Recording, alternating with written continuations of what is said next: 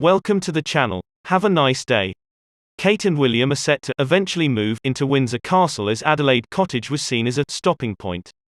Kate and Prince William moved to the four-bedroom house on the Windsor Castle estate this summer, with plans to finally settle at the castle to fit the future king's needs, royal commentator Christina Garibaldi claimed. But the move is seen as a final swipe at Prince Harry and Meghan Markle, who wanted a suite of apartments in the castle after they were married. The Queen instead gave them Frogmore Cottage close by. It seems like William and Kate will live in Windsor Castle. According to the Royal Collection Trust, 40 monarchs have called Windsor Castle home since it was built by William the Conqueror in the 11th century. I think we figured they would eventually move into Windsor Castle since they recently made the move to Windsor and they are really putting down roots as a family there. Royal commentator Christine Ross added, "I think there were a lot of conversations, especially because Adelaide Cottage is so small. It's not really big enough for what a future king might theoretically need. There were definitely rumors and hints that Adelaide Cottage was a stopping point until they moved into Windsor Castle, but I don't think they would ever do that until the Queen had passed, which she now has. I don't think we'll see this move really quickly. I think their children have had such a tumultuous new school year. I do think the move is inevitable." The Queen's cousin Lady Elizabeth Anson told royal author Katie Nicholl why Frogmore Cottage was a big deal for the Sussexes. She said, "The Queen's entrance into the gardens is right next to their cottage.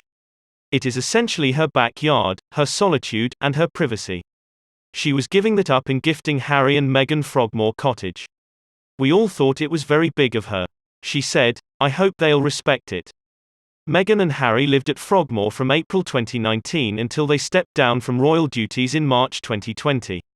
It comes as the Duchess of Sussex has described the mourning period of the Queen's death as a complicated time, adding that she felt a deep gratitude to have been given the chance to get to know her.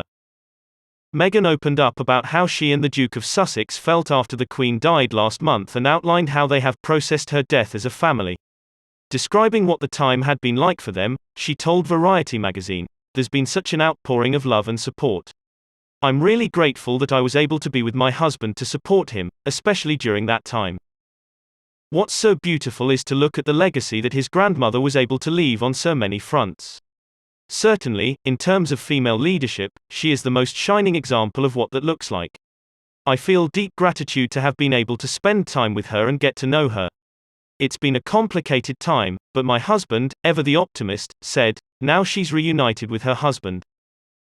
The Sussexes have had a troubled relationship with their relatives in recent years, with Meghan stating in a recent interview with The Cut magazine that, just by existing, they were upsetting the dynamic of the hierarchy.